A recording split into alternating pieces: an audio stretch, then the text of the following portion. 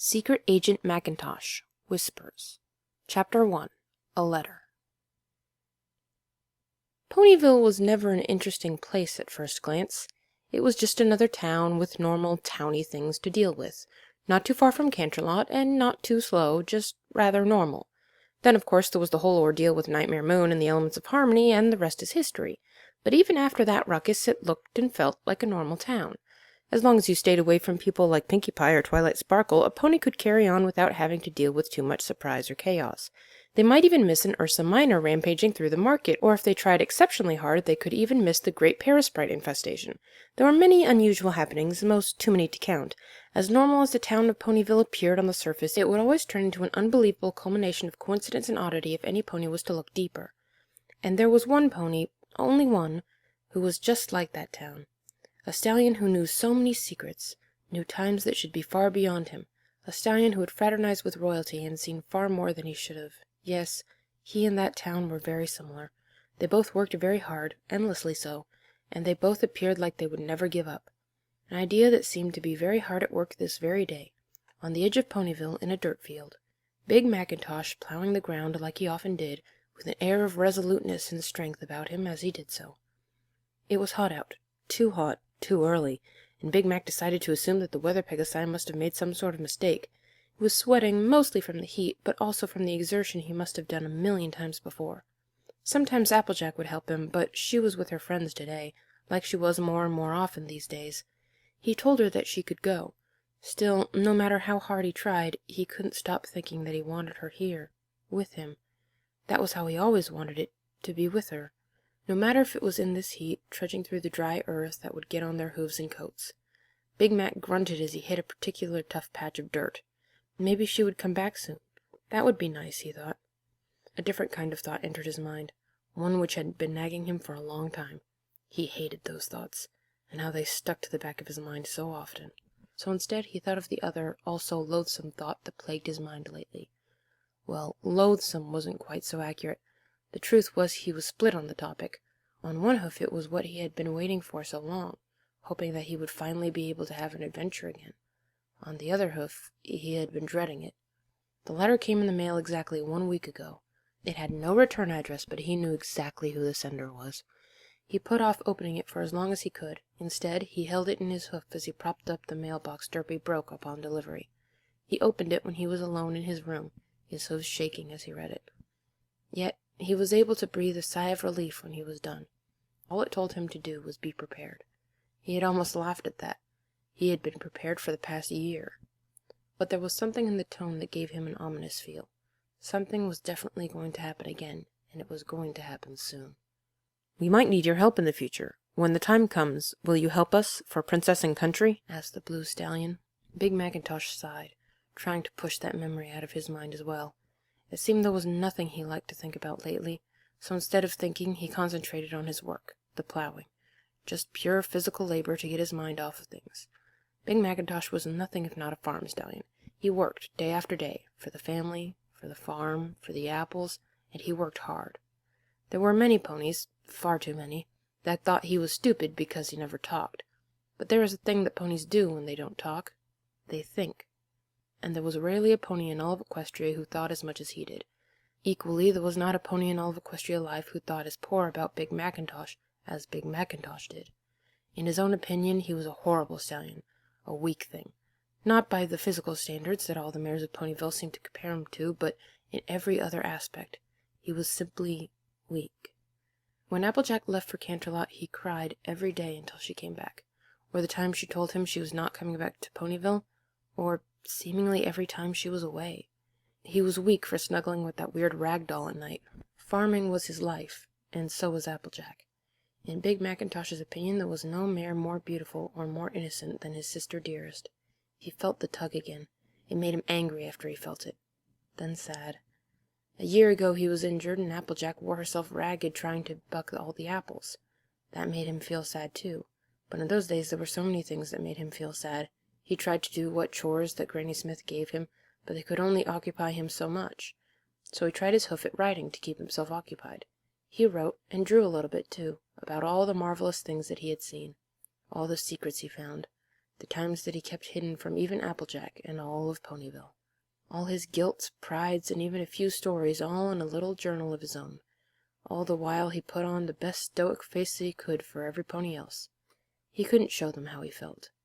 He told himself during the dark times, "Big Mac, if you ever loved them, then you wouldn't burn them. Not with this." He kept the journal, the secret one, in his wardrobe where he kept almost all his secrets. It may have seemed a little bit insecure to other ponies, but he didn't trust another place to hide these dirty things. Of course, he also had a wardrobe in his wardrobe, but most of the clothes belonged to his grandfather, Johnny Smith, and he didn't wear them very often, although he had found himself trying them on more often lately. He planned to wear those clothes if he was indeed called back, and so they become just as bad a reminder as that stupid letter. He knew that he would have to go back eventually, somewhere in the back of his mind. He would have to see more amazing things and more atrocities. But more importantly, he would have to leave Applejack. Maybe he would be forced to do more bad and dirty things. His mind was made up on the issue a long time ago. He would do it if it would protect her.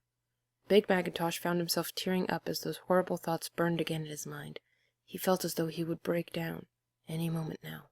Suddenly something distracted him, a loud crunch and a jarring impact. He glanced back, almost relieved by the good distraction. The plow had broken. Slowly he unhitched himself from the contraption, and then lightly kicked the edge of it. "Bucket!" he said out loud, trying to hold up some semblances of anger for the incident that would no doubt cause him a collection of normal irritations. "Big Mac!" cried out a voice from behind him. He turned around, surprised to see Applejack trotting towards him. It appeared that Big Mac was acting perfectly normal as he waited for his sister to meet him, but the truth was he was frozen and he was staring at her. How her blonde hair always seemed to fall in exactly the right way. Her green eyes always seemed to be bright.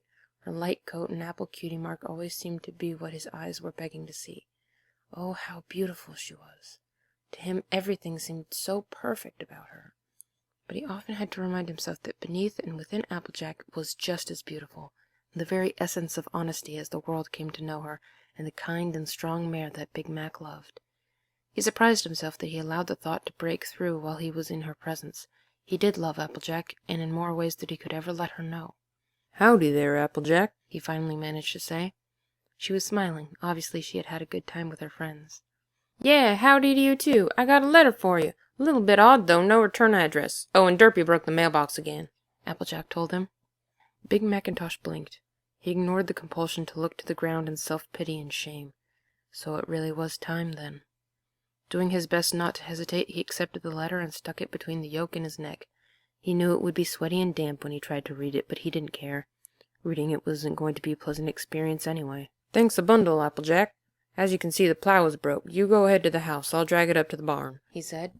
"Oh, nonsense, Big Mac. You've been working all day, and I haven't seen you. I'll do it, and we can walk together," she objected. Big Mac had intentions to resist and take it up anyway, but she was already grabbing it. He smiled to himself. "How was the day out?" asked Big Macintosh. Applejack burst into all the details about Twilight's schedule for optimum amounts of fun per hour, and Rarity accidentally slipping into a puddle with some equally accidental involvement on the part of Pinkie Pie. Big Macintosh listened intently as he walked by her side, only giving her a "yup" or "nope" when it was needed. It was only after the broken plow was pushed into the barn that Big Macintosh spoke up to his sister. "Hey, Applejack," he said. "Yeah?" she asked, stopping. I just wanted to say that I loved you," he said to her, allowing himself just this once to say it. After all, not even he knew what was going to happen after he read the letter. He walked close enough to his dearest Applejack for their coats to brush. He nuzzled her gently. For some reason, Applejack blushed at the sudden display of affection. "Well, thank you kindly, Big Mac. I love you too." She spoke as his sister, but he didn't care. He would cherish those words until the day he died. "Yup," he said to no one in particular, as they both entered their house. Just as he expected, the dinner prepared was wonderful, delicious, warm, and normal. He didn't talk very much through it, even receiving a scolding from Granny Smith without uttering even more than 3 words. She went off how, in her day, Johnny would have found a way to fix the problem with a ball of yarn and a screwdriver. But just like all things that ponies enjoy, the dinner ended far too quickly. As there was nothing left to be done for the farm, the family, or the apples, he was forced to retire to his bedroom. He gave one last fleeting glance at Applejack, who was standing downstairs, before he closed the door behind him. He was left all alone in his dimly lit room.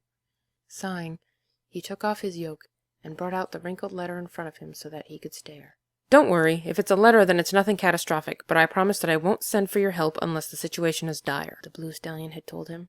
He couldn't help but sigh one more time before he opened the letter, his hooves shaking just like before.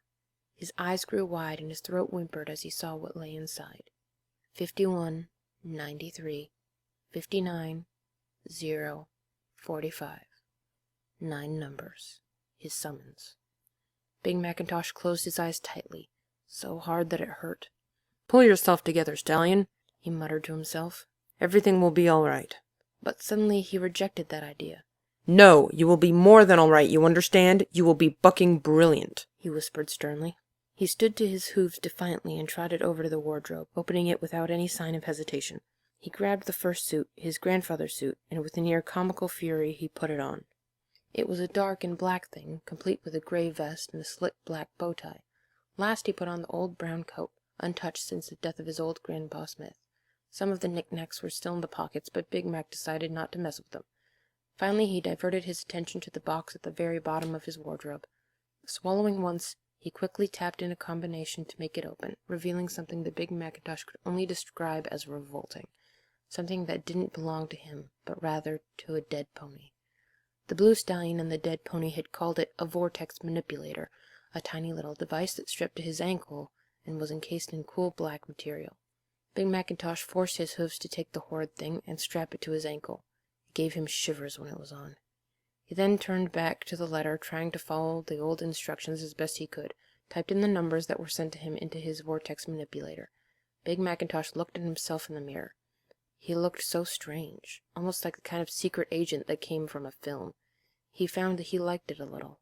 "Oh, that's right," he whispered to himself. He was going to Canterlot. He knew it wouldn't be himself if he tried to talk the way they did, but he didn't want to make a fool of himself around those ponies, especially one in particular. "Purple bucket pants and a poor-pace plight of prancing pilot piles." He repeated the odd tongue twister several times before moving on.